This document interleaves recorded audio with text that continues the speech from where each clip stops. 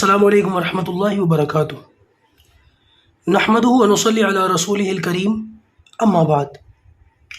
مجھے امید ہے کہ آپ تمام ساتھی خیر و عافیت سے ہوں گے۔ اللہ پاک آپ سب کو صحت مند رکھے، تندرستی سے رکھے، پروردگار ہر پریشانی سے، مصیبت سے، بیماری سے محفوظ رکھے آپ کو، آپ کے بچوں کو۔ اللہ تعالیٰ اپنے خزانوں میں ہر نعمت، ہر بلائی، ہر خوشی عطا فرمائے۔ اللہ بے انتہا نوازے۔ دیکھیے، ہم نے مرکبات پڑھ لیے، یہ الفاظ ہمارے مکمل ہو گئے۔ آج سے ہم نئے سبق کا آغاز کرتے ہیں، نئی کلاس کا آغاز کرتے ہیں۔ الفاظ کو پہچاننے کے بعد، مفردات کو دیکھنے کے بعد، مرکبات کو دیکھنے کے بعد، اب ہمارے سامنے زبر زیر پیش آ رہا ہے۔ زبر زیر پیش کے تعلق سے چند ایک بنیادی باتیں ان کو یاد کر لیں۔ ان کو یاد کر لیں گے تو سبق کا سمجھنا بھی آسان ہو جائے گا، اور آگے اگر آپ پڑھائیں گے تو انشاءاللہ آپ کے لیے اس میں بھی بڑا فائدہ ہوگا۔ آپ آسانی کے ساتھ آگے سمجھا کر کے پڑھا سکتے ہیں۔ سب سے پہلی بات، زبر زیر پیش، اس کو حرکت کہتے ہیں، حرکت۔ دیکھیے، زبر، یہ دیکھ رہے ہیں نا آپ، یہ چھوٹا سا، یہ زبر ہے، اور بالکل اسی طریقے سے جو لائن بنی ہے اس کو زیر کہتے ہیں۔ کیا فرق ہے ان دونوں میں؟ زبر زیر دونوں ایک جیسے ہیں، بظاہر ایک ٹیڑھی سی لکیر ہے، بالکل زیر کی شکل اور زبر کی شکل یہی ہوتی ہے، لیکن فرق دونوں میں زمین آسمان کا ہوتا ہے، کیونکہ زبر اوپر ہوتا ہے، زیر نیچے ہوتی ہے۔ زبر کبھی نیچے نہیں آتا، زیر کبھی اوپر نہیں آتی، تو لہٰذا ایک جیسی لکیروں کو دیکھ کر پریشان نہ ہو۔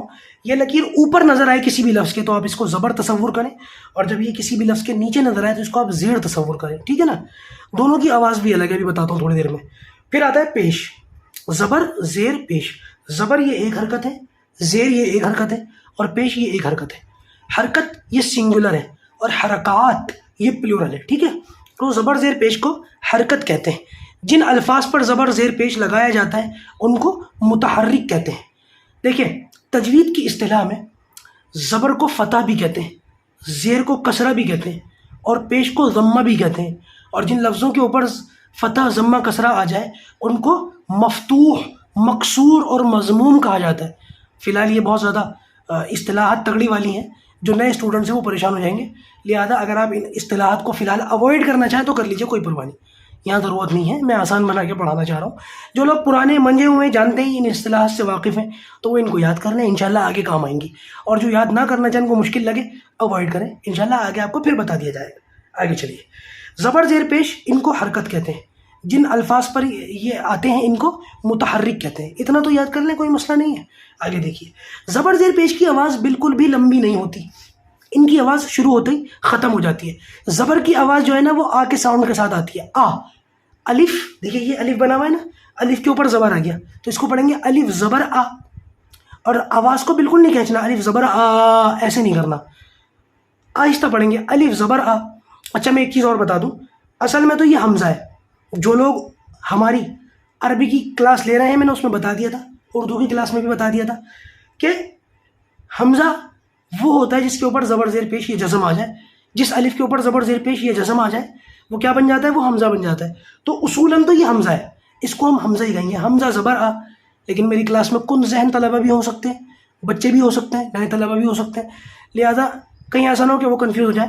وہ اگر اس کو الف پڑھنا چاہیں تو میری طرف سے اجازت ہے، آپ اس کو الف پڑھ لیجیے، اور علماء سے بھی گزارش ہے کہ خدا را میں اگر آگے کی کلاس میں اس کو الف پڑھوں کمزور طلبہ یا چھوٹے بچوں کا لحاظ کرتے ہوئے، تو خدا را میرا تھوڑا خیال رکھیں، مجھے رسوا نہ کریں کمنٹ باکس میں آ کر کہ آپ کو پڑھانا نہیں آتا، آپ کو حمزہ اور الف کے درمیان میں فرق بھی معلوم نہیں ہے۔ مجھے یہ فرق معلوم ہے، اچھی طرح سے معلوم ہے، میں نے اپنے اکابر علماء سے سیکھی ہیں یہ باتیں، اور اسی لیے میں یہاں پر اس کی وضاحت بھی کر رہا ہوں تاکہ آگے جا کر لوگوں کو دقت پریشانی نہ ہو، ٹھیک ہے؟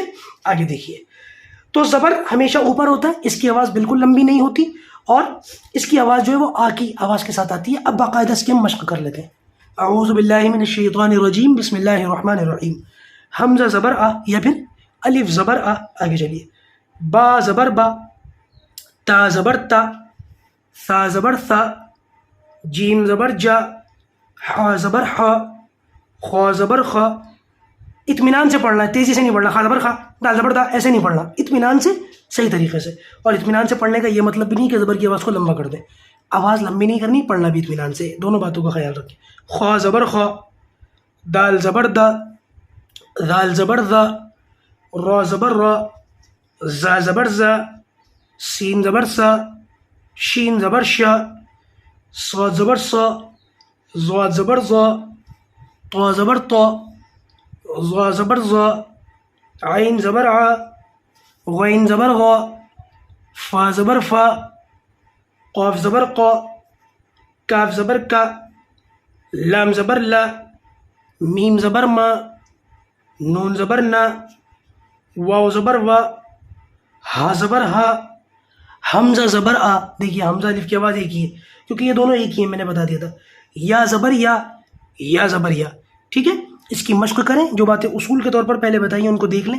آگے پھر ان کی باقاعدہ مشق شروع ہوگی اور ان کو ملا کر کے کس طریقے سے پڑھا جائے گا اور ہجے کیسے ہوں گی، یہ انشاءاللہ ہم اگلے سبق میں دیکھیں گے اگلے ہفتے. اللہ پاک قرآن مجید کا پڑھنا ہمارے لیے آسان فرمائے. السلام علیکم ورحمۃ اللہ وبرکاتہ.